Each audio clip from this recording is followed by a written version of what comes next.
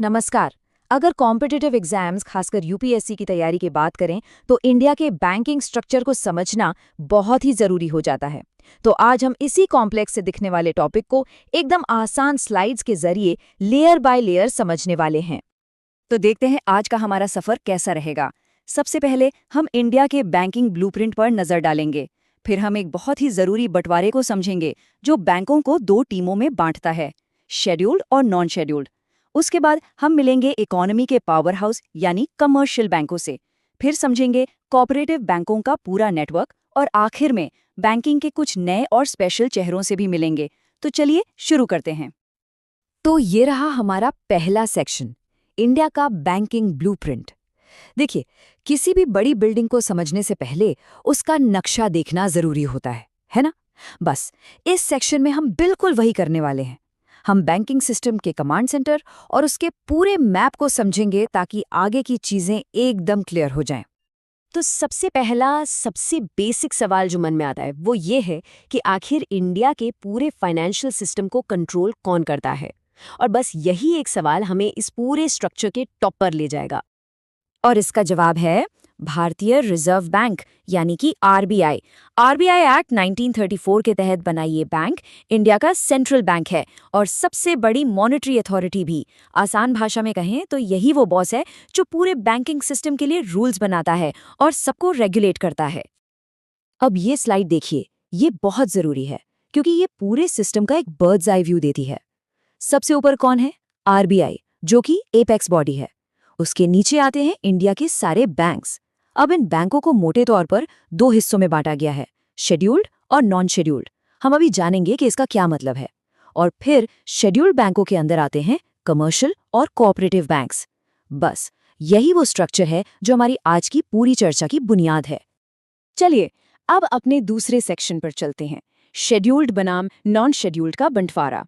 ये बस एक क्लासिफिकेशन नहीं है, बल्कि ये इंडियन बैंकिंग का सबसे फंडामेंटल डिवीजन है। यही वो लाइन है जो तय करती है कि कौन सा बैंक सिस्टम के सेंटर में है और कौन किनारे पर। तो एक शेड्यूल्ड बैंक आखिर होता क्या है? इसकी डेफिनेशन बहुत सीधी सादी है। कोई भी बैंक जो reserve bank of India act 1934 के सेकेंड शेड्यूल मतलब दूसरी अनुसूची में लिस्टेड है, वो एक शेड्यूल्ड बैंक है। बस इसी लिस्ट में नाम होने से इन बैंकों को एक स्पेशल स्टेटस मिल जाता है और कुछ खास जिम्मेदारियां भी। तो सवाल ये है कि इस लिस्ट में होने का मतलब क्या है? देखिए, जो शेड्यूल्ड बैंक हैं उन्हें एक बड़ा फायदा मिलता है। जरूरत पड़ने पर वो आरबीआई से पैसा उधार ले सकते हैं, लेकिन इसके बदले में एक जिम्मेदारी भी है। उन्हें अपने टोटल डिपॉजिट का एक हिस्सा, जिसे हम सीआरआर या कैश रिजर्व रेशियो कहते हैं, आरबीआई के पास रखना ही पड़ता है। ये एक तरह का सेफ्टी डिपॉजिट है जो पूरे सिस्टम को स्टेबल रखता है।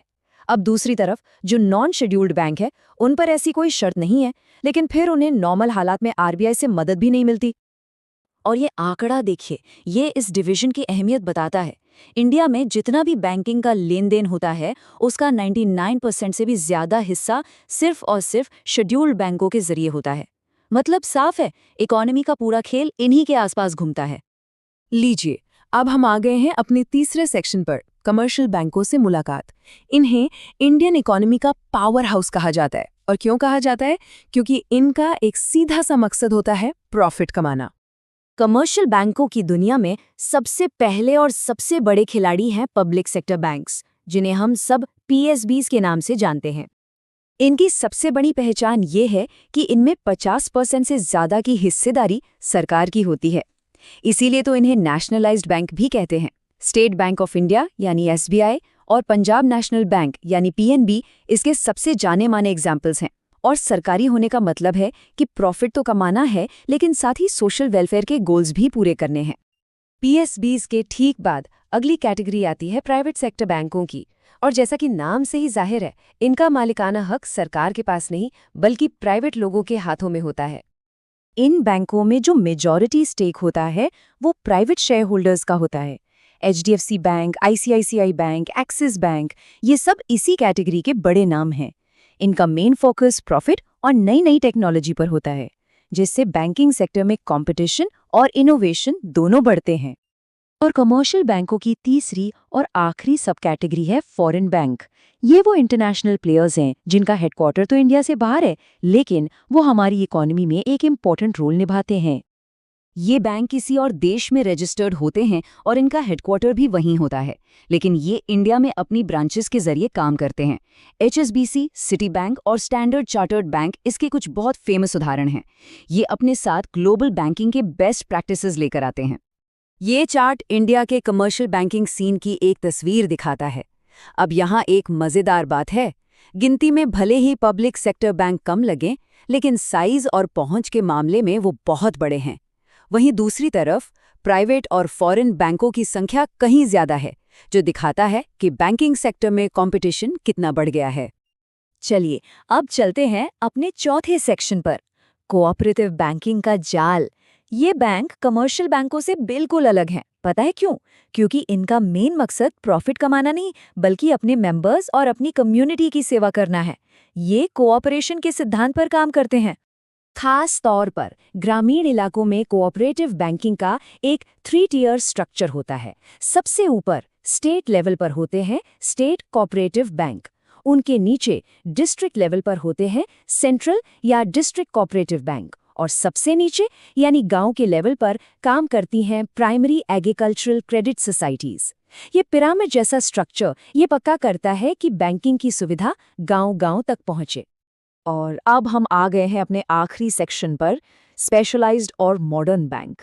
देखिए, जैसे जैसे हमारी इकोनॉमी और सोसाइटी की ज़रूरतें बदल रही हैं, उन ज़रूरतों को पूरा करने के लिए नए तरह के बैंक भी सामने आ रहे हैं। यहाँ कुछ उदाहरण हैं, जैसे कि स्मॉल फाइनेंस बैंक्स जो उन लोगों तक बैंकिंग पहुँचाते हैं जहाँ पहले कोई नहीं पहुँचा था।